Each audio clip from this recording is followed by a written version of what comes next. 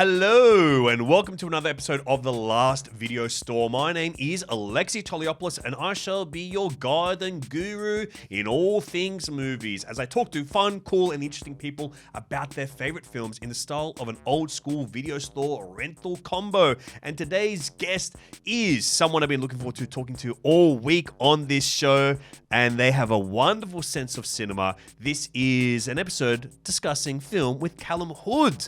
Now, Calum Hood, he is well known to us here in Australia from being in the band 5 Seconds of Summer. Yeah, he is. For women of a certain generation, he's very well known. That generation is a little bit younger than me, but he was a delight, an absolute delight.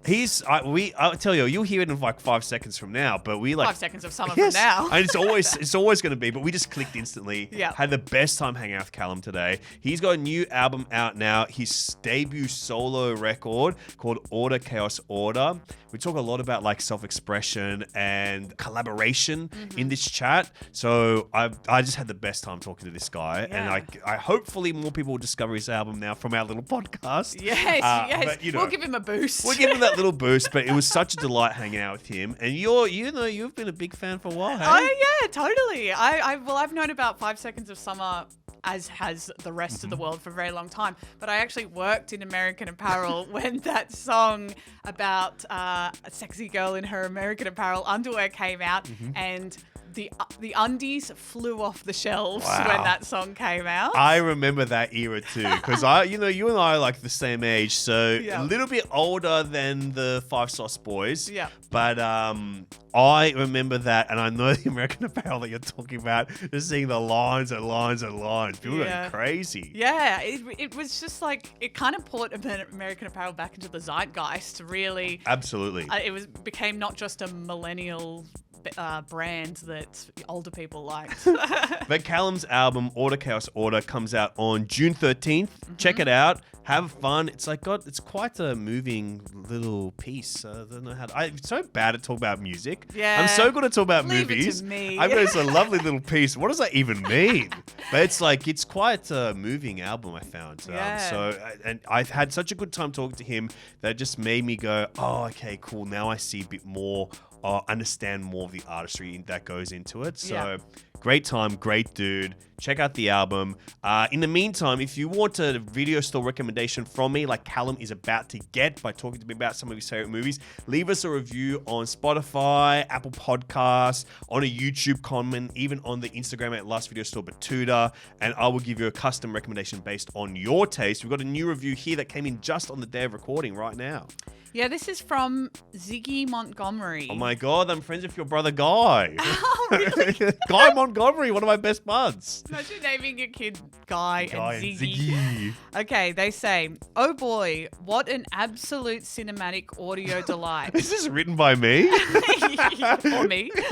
I'm a big fan of Alexei's comedy style. I love film and often lament the video stores of time gone by. Making this podcast is the perfect situational Venn diagram for my listening happiness. This is so funny because this person writes exactly how I talk. This is weird to me. Long lost twin Ziggy. I love Ziggy. This is a really great and accessible film podcast for young and old. My only criticism is at myself for not starting this podcast earlier. Oh, but now you get the backlog, mate. The backlog. I've got a fair bit of back catalogue listening to do. VHS.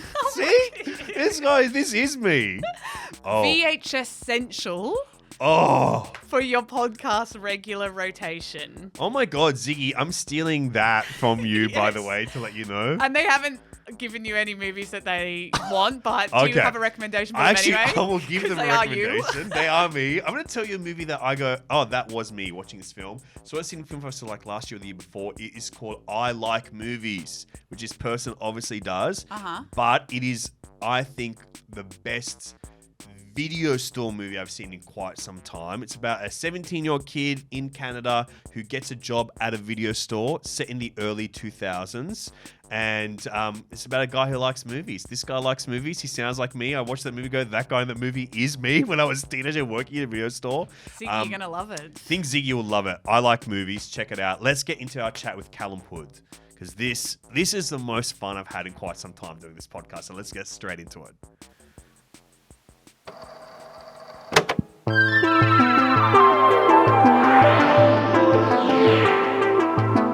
last video store.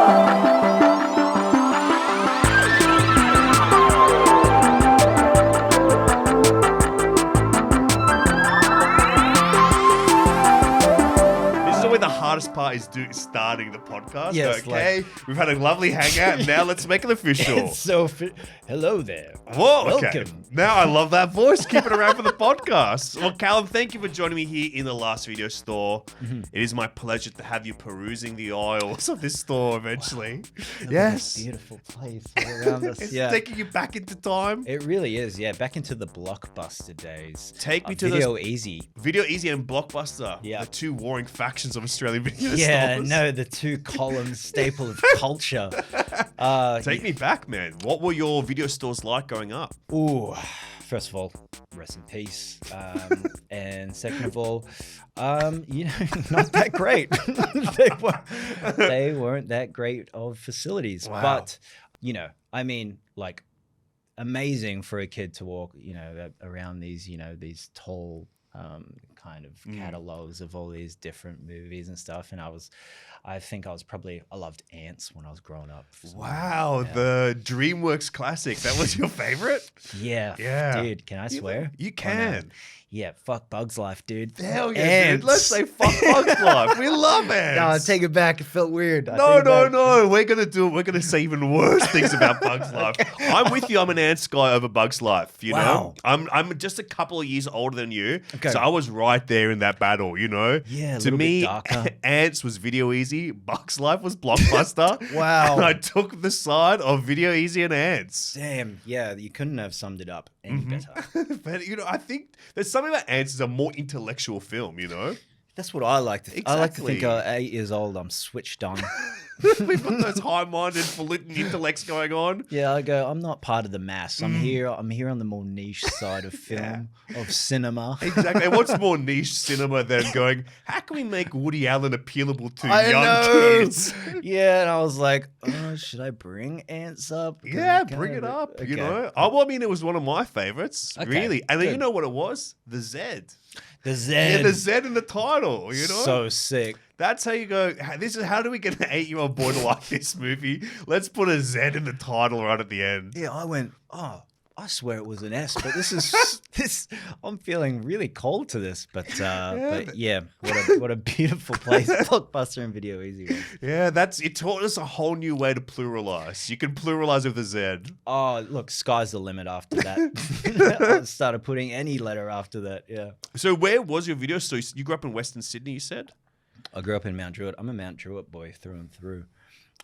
2770. That is the postcode, so send That's- fan mail to 2770. Yeah. So my local was it was right next to the McDonald's, which is great for me because That's a great combination. rent a movie, McDonald's, don't return the movie for 6 months. Yeah, mum's pissed.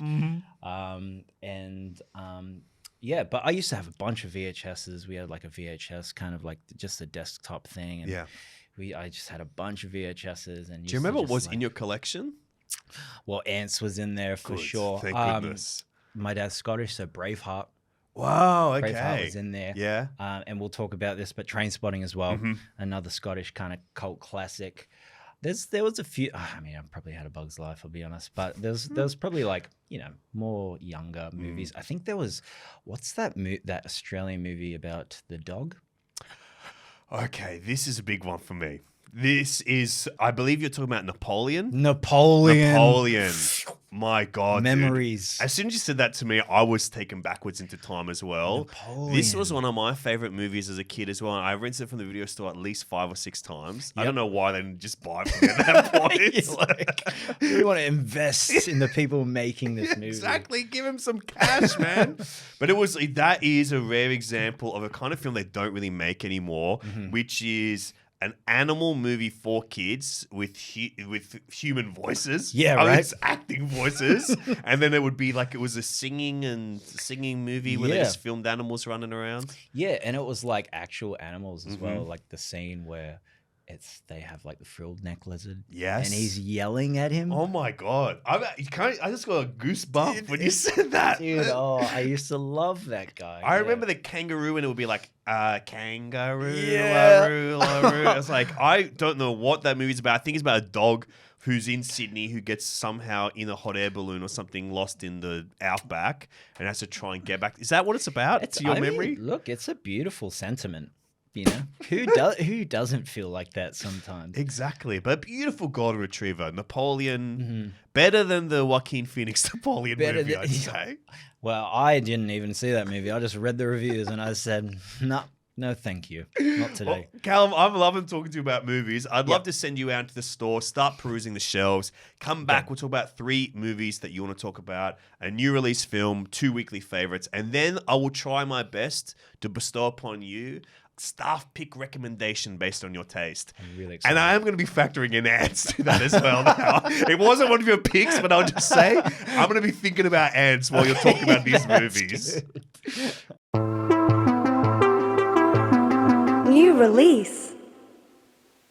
All right, let's get straight into it. Your new release title, brother, we're going to get straight into it. This is a film that I just saw. In fact, I helped program it for Fantastic Film Festival Australia. Wow. So I hosted the Australian premiere of this. Okay, this is great. Within the last 2 weeks. Fantastic. But this is a film called Hell of a Summer. It is co-written, co-directed, and starring 2 actors that you all know and love, Finn Wolfhard from Stranger Things and Billy Brick from Ghostbusters Afterlife. This is a horror slasher comedy take. Comedy. Tell us about Hell of a Summer. Look, this movie. So we have this thing in the States where I live, and it's called an AMC A-lister, which is like... Are you well aware of this? Oh, I've heard many a fable of the AMC A-list. Do you have something like this over here? I think we just have like event cinemas. Just sign up. I'm a member of every cinema basically in Australia. Yeah. So I signed up for A-lister, and you pay $25 a month, and you get 3 free movies a week, that's just like, look, That's great. bargain hunter. I consider myself. So I'm like, yes. And my best friend, she's like really into movies, so we just go all the time. We see new movies. So this is something that I just watched recently, and I just laughed so much. And like, I love slasher movies as well. Like Scream's probably up in that area for me as well, of like top 15 maybe. So I love that element. I love a little bit of gore. And essentially, it's just about this camp guidance counselor, or camp counselor, or camp. Yeah, camp counselor, but he would Camp offer counselor. guidance to them as well. I would use that as a little extra. If we add in one more a noun, verb, adjective. Bless his heart. He was such a sweetheart. And look, and he comes back, and all the other camp counselors think he's too old or whatever, and he's lame, and he's a little bit. He's on the lamest side. And then there's all these murders that start to break out in the camp. And it's just like a rat race to kind of figure out who's doing it. Yeah, that classic slasher mold of a bit of a whodunit. Yep. People keep getting knocked off. And the person who plays that camp counselor, who's a little bit older, he's stuck in this kind of Arrested Development mode where he's stuck in this rut of not growing up. He loves camp. He doesn't want to leave it. He's played by Fred Hetchinger, who just broke out big in White Lotus Season 1, and now he was one of the emperors in Gladiator 2. Yes. And I think this guy is one of the most interesting actors working today. Don't you just? Yeah, I thought like he's one of the main reasons why I went to see it. Because I saw him, I saw him in White Lotus, but when I saw him in Gladiator 2, I was like, this guy's he's unreal. And he's who is this disgusting looking guy? Yeah, you know? who's that little shit? And you go, oh no, he's cool as, you know? Wait a second. Yeah. I think he's just incredibly, even though he's in these, these big films, like he's flying under the radar a little bit in terms of his ability. Well, in terms of like how I see it. So I thought he was just unreal. Yeah.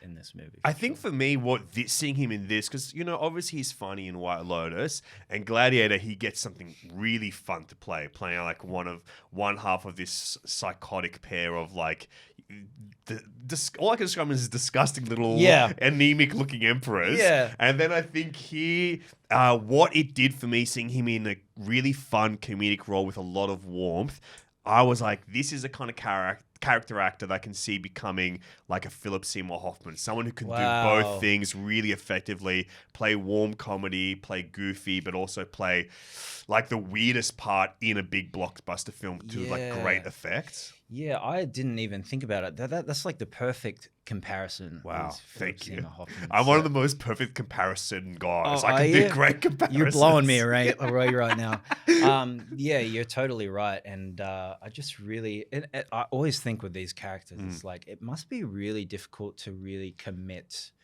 to a very certain or specific personality. Instead of like kind of like being more newoneral and like letting it, because I don't know how they film it, or like if it's probably not chronological, but yeah, committing to that type of character would be scary, I think, because you're kind of pigeonholing yourself a little bit. But the character turned out amazing. I was like, I loved him, I hated him. I thought he was hilarious. I thought, it was like every experience of being younger and having some sort of elder. Yeah. I think he's a great actor, but I think what really got me about this film, especially when you think about it as a debut film for these two young creatives of Billy Brick and Finn Wolfhard, I think as an expression of like their taste, it's great because they've both been in like kind of horror comedy stuff with Stranger Things, Ghostbusters together.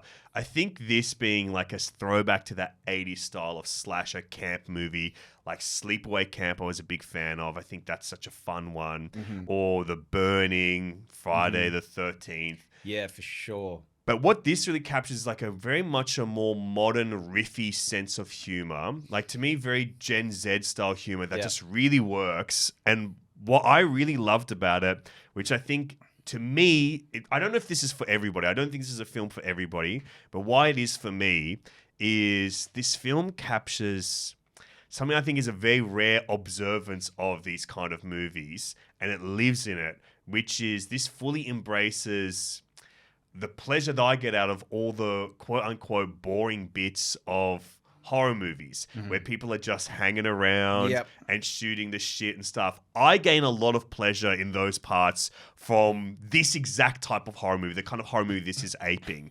And there's something about that leads into the structure, and I get a lot of like comfort out of slasher films because they follow this direct structure. Yes. And so to me, like you love Scream as well. That's one of my comfort films. I go and watch it. I like get my brain soothed because I go, well, I know how this is going to play out. 100%. I know the story structure of it all. This plays with that and it lives in the bits in between the kills. Yeah.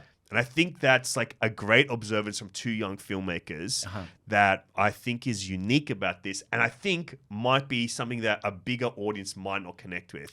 Yeah. But people like you and I, it's like freaking, they found the crack that like makes horror movies work. Yeah, I loved it. And you're so right. I mean, like the script, how they wrote it is very conversational.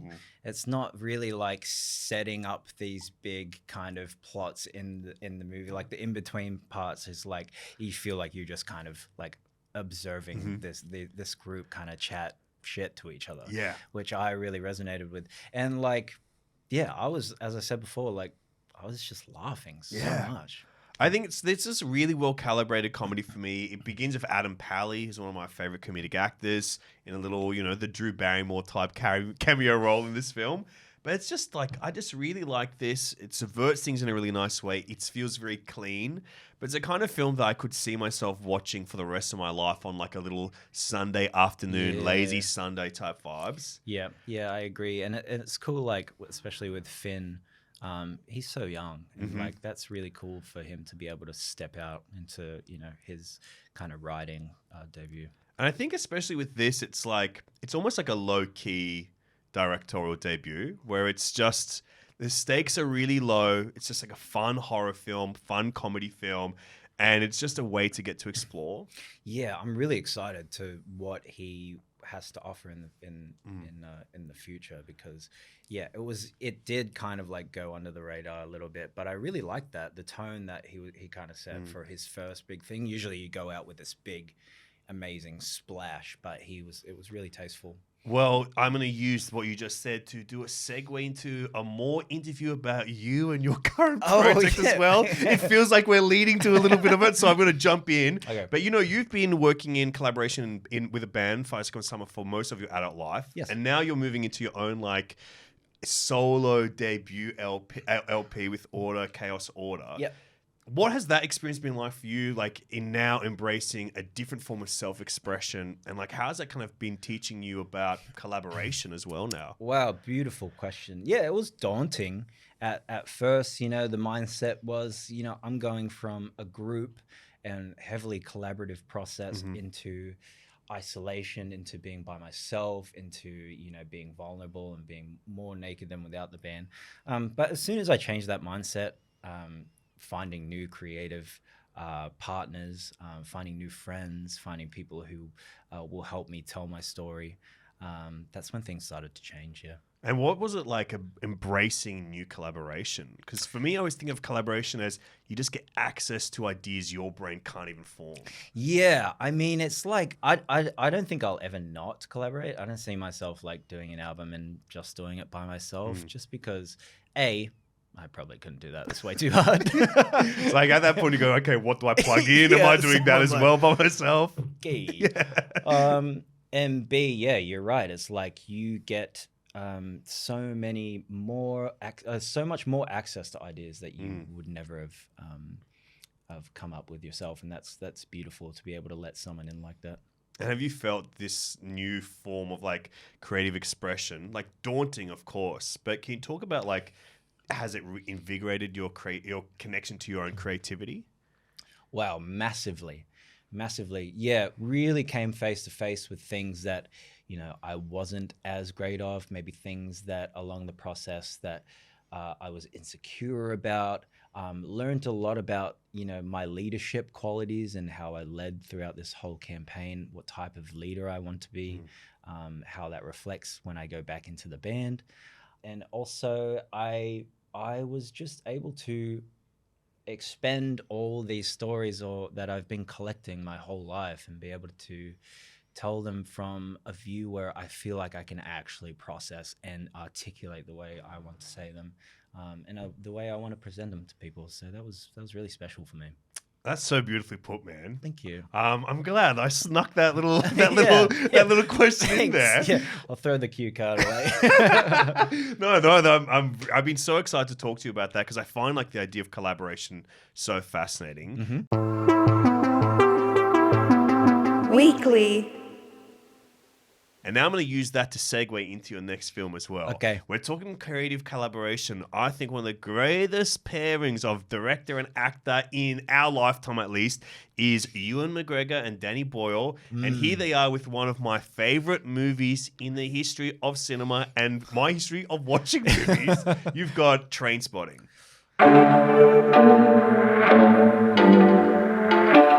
Cult. Oh, yeah. Wow. Heavy hitter. Heavy hitter. Dad sat me down when he was 5 and said, "You're When a man." Dad was 5? No.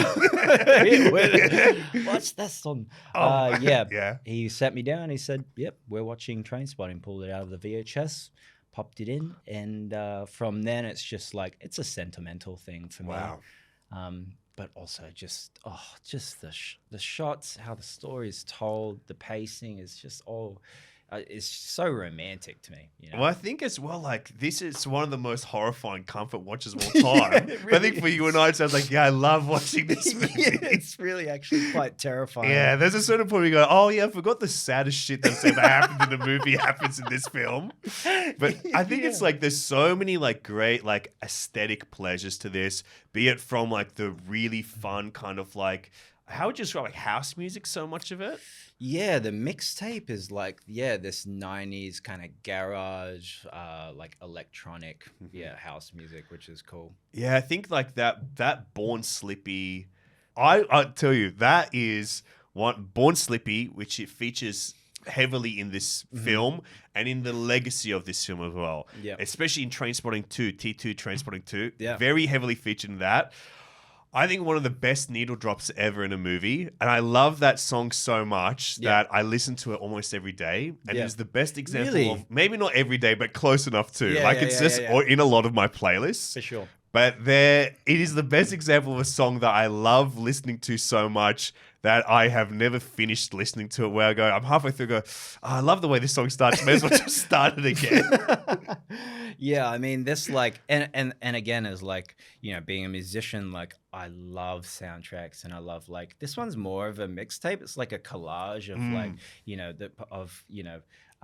I guess sub-genre music that was really popping in the UK at that time, just sets the tone perfectly. I love the use of the word mixtape, because that's how I always describe films like this as well, where it's not just like a source soundtrack. Like, no, there's parts of this, in particular with this film, where it feels like they're selected by the characters themselves. Oh, yeah. I was literally just thinking that. I was like, it feels like, yeah, they chose the soundtrack. So, yeah, I think beautifully depressing. There's so many scenes. My favorite scene is the one where he drops the heroin in the toilet. In Scotland's most horrifying toilet or something. It's called most disgusting toilet in Scotland. Yeah, and he's like diving in. Apparently it was chocolate.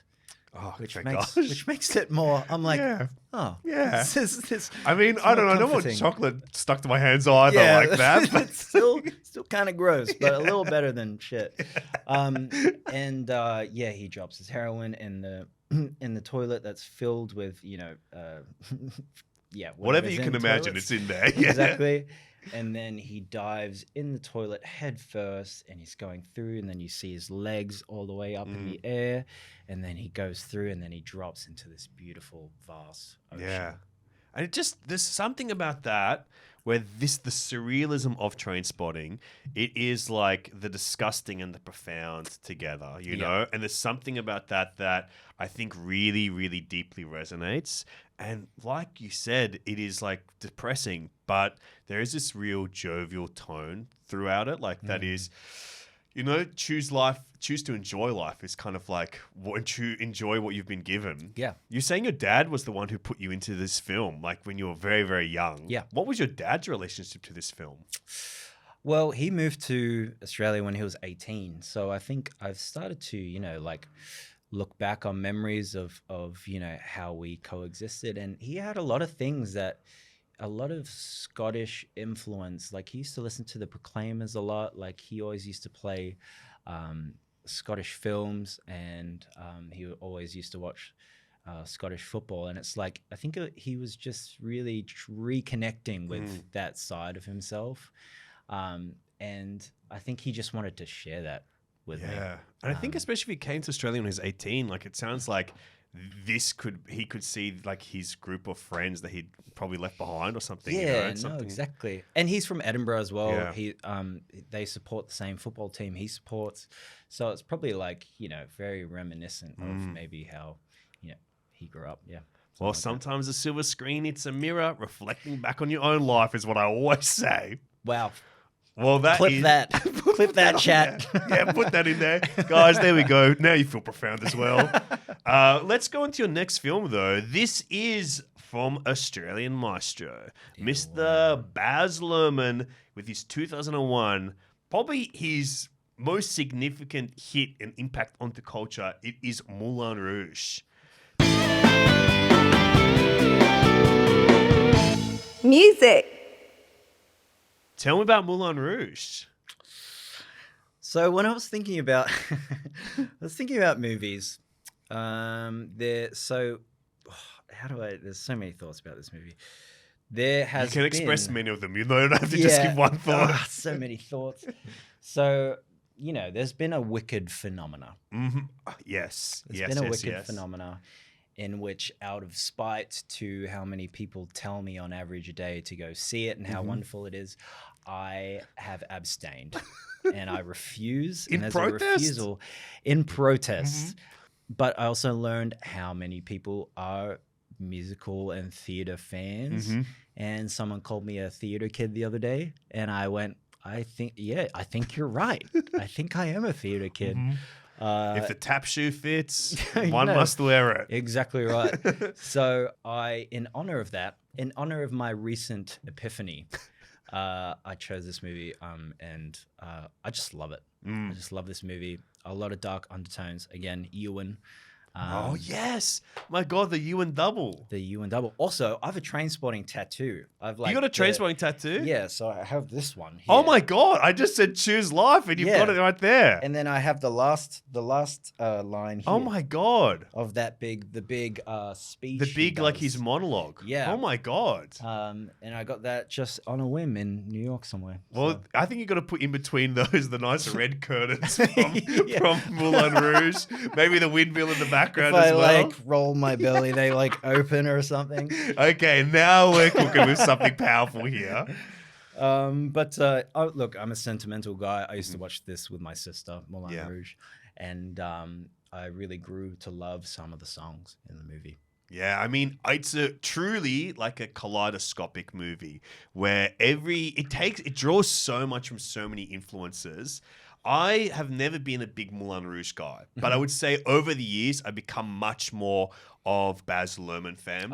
So I do intend to go back to Moulin Rouge. And I think the thing that has kind of swayed the tide in favor of Baz for me is when I was young, I think I found maximalism daunting and I was really intimidated by it.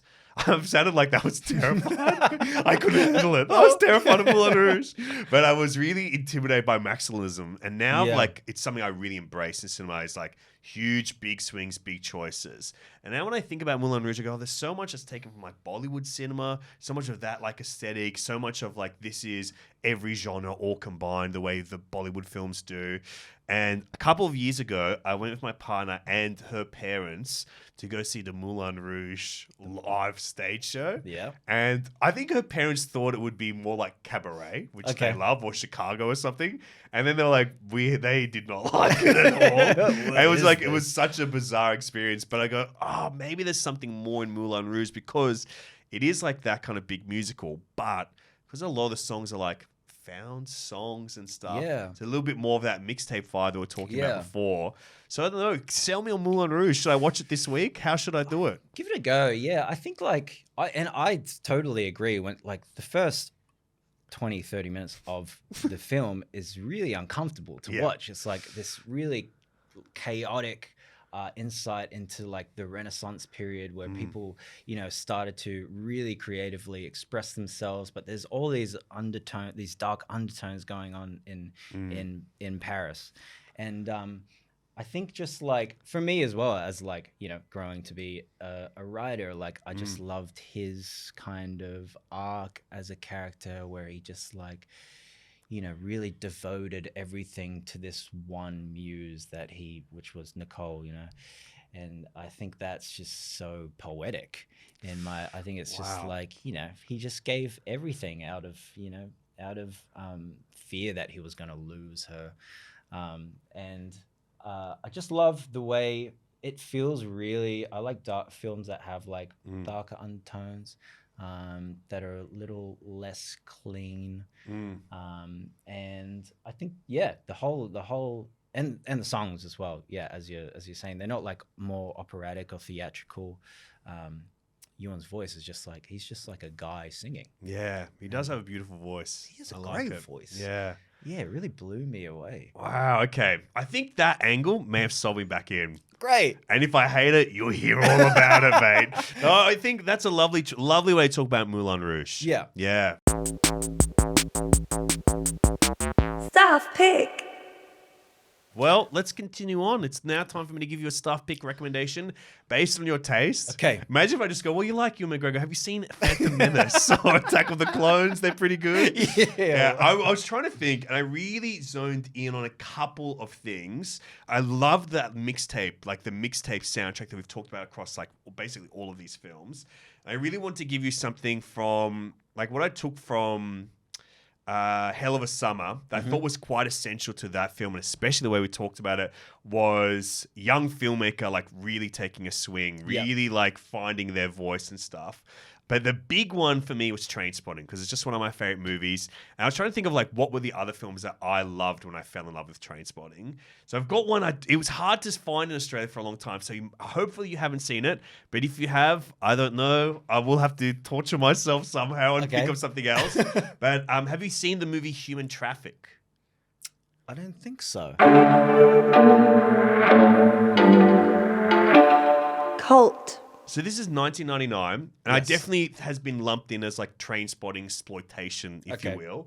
But it is set in Cardiff, Wales, and it is about a group of 20-somethings, their dead-end jobs that they endure during the week just to kill time until Friday night. That's when they cut very loose and get on the roller coaster ride that takes them right through to Monday morning. Oh, so it's like a 48-hour film, basically, set, or not actually, doesn't run for 48 hours. My God, that'd be the worst recommendation. Sleep for 10 hours. It's like, here's my recommendation. Give up your weekend and watch this. But it's set over 48 hours, and it's all about young people going out and partying in Cardiff. And I'm going to pull in a little thread for you right here. Okay. There is humor in this that is a surrealist touch, not unlike Trainspotting. But when I watched it recently, rewatched this film recently, what it reminded me of was, not unlike ANTZ, it had a bit of a Woody Allen-esque surrealism to it. Okay. More like Annie Hall or Deconstructing Harry, that made it feel more than just like this Trainspotting riff that someone had done. Okay. That really, really worked for me. And it's got this kind of personal, almost documentary-like narration, like talking about like this time period when it's set, like this 90s era in Wales. And there's like, almost feels more like a Welsh version of Wayne's World as well. Like there's a little touch of that. But it is really like it's a party film like Trainspotting, but it doesn't moralize on the drug use or anything. It doesn't even say drugs are good, doesn't say drugs are bad. Yeah. But it's more just a slice of that life of like people that are on drugs partying in this time period. But it has a little bit of that social commentary running through. We see archival of, what life was like in Wales growing up for these people. That's cool. Yeah. Is it shot more like DIY? Like what's the shooting like? I would say it is some surrealist takes in it. Yeah. It looks beautiful. Like it's a very good looking movie, very vibrant colors, great sets, but also great location shooting. So it's still immersive, but not in like a documentary kind of way in that sense. The narration feels more documentary, but it's like, awesome. It's really, I think this is like a bit of an unsung one that more people, I think, would get a lot out if they found out about it. Okay, cool. Yeah. Well, I'll watch that, and if I hate it, I'll be texting you. Yeah, we're going to have that text through and go, well, yeah, you didn't like Moulin Rouge? I hated this one too. I didn't even watch it, I hated it. But it's also, I would say, it's got a great little cast. John Sim is in it, who, this guy he was in like Doctor Who and all that shit. Cool. But it's also the film debut. That's just amazing, that cover, isn't it? Yeah, I love that. I've always loved that little poster. Yeah. But it's also got Danny Dyer. Do you know Danny Dyer? Yes, yeah. So it's his film debut. And when I watch it again, you go, oh, everyone's great in this movie. But you go, I absolutely know why this guy became known as one of the most charismatic men in the UK. Oh, yeah. It's just like, it is one of those performances where you just go, it's simple. There's nothing more to it. But he has found something, and he just cracks like the code with like one movie, and you go, "Well, this guy has a career for the rest of his life from this." Wow, film. that's so. I love when I see like new actors, and you're like, "Yeah, that's it." Yeah, I mean, it's not bad much from a Fred Henshin guy as well. Yeah, could be. I'd love to see them team up. Yeah. Well, Calum, thank you so much for joining me here in the Last Video Store. Thank you. My pleasure hanging out with you. Picked up some great movies, but also I would love to recommend your album Order, Chaos Order to people. It's got a beautiful sonic sound. I think, I think if you turn the sound off on Trainspotting, put that on in the background, I think it would pair up quite nicely. Oh, for sure. Yeah, that's definitely a big inspiration, especially like in the visuals, like definitely had that for sure. So thanks. Oh, can you tell me about the visuals? Because I got a sneak peek of it, so I don't know where the kind of visual aesthetic is going. Yeah, well, every mood board I have ever made has always had that Trainspotting photo of him diving in the water, and also the one where he's lying on the ground and his hands between his legs. Yeah, that one. And I think I did one that kind of like kind of like goes off that style as well for one of the videos. Oh, wow. So, but yeah, those are the two, and I think I worked those both in somehow. But Well, I'll be watching with the keen eye Yeah. and ready to go. This is cinematic reference. This is it. for sure. But thanks so much for joining me in here, man. Absolutely love talking films with you. This was such a joy. This was heaps fun. Yeah, thanks for having me. And you're going home with Hell of a Summer. You're going home with Trainspotting. You're going home with the copy of Moulin Rouge. Actually, Well, no. We're using the theatre of the mind still for here. And you will be going with Human Traffic. And that one is harder to find, but I'll tell you exactly where to get it. Yeah, I can't wait to watch it. And hopefully you will come back next time with a few tattoos based on the rest of those Yeah. movies as well. We'll see. Yeah, for sure. Thank you, brother. Thanks, man. The last video store.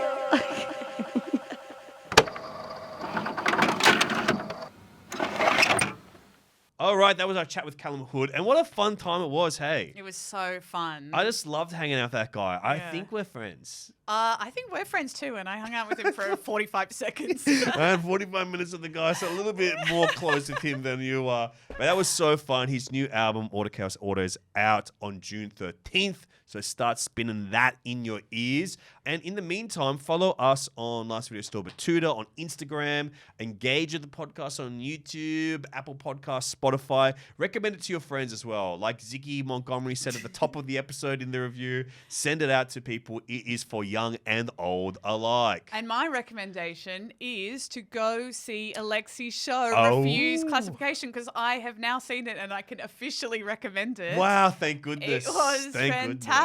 It Oh, was thank so, you. so fun. I had the best time. I laughed. I cried. I didn't cry, but I People really have laughed. been crying. People have been crying in the show. There is emotional heartstrings being Yeah, pulled there in it. is. There is. But thank you so much. You sold out like everything. So we've Yeah. added an encore season here in Sydney. Likely to add one in Melbourne as well. Likely to add one. We're doing Canberra in July as well. So July is a little bit of a tasty encore season of Refused Classification with me and Zachary Wayne. The links to it are in the show notes. And basically, I will say this. Everything has sold out that we've done with this show. We've had to add more and more shows everywhere we go. So book now before you get your heart broken. 100%. Truly, I've had so many messages from people this week going, "Oh, I didn't book." I go, "Mate, the ticket's been on sale for months. You need a book, please." Have you really had people saying, "Oh, I didn't book"? Like, Yes, what are you meant to I know. I do go, I about can't that? help you. The comps are for friends and family. I have to give them to my friends and family, and also industry professionals to try and make my career much more stronger and powerful. But it's Refused Classification. I'd love you to come. Truly, for a niche subject, it's sold out incredibly well. Yes. And that is because of the quality of the show. You got to see it. Oh, thanks. I said that mockingly, but it's true. It's a good show. It is a good show. And I'm proud of every second of it. Enjoy it.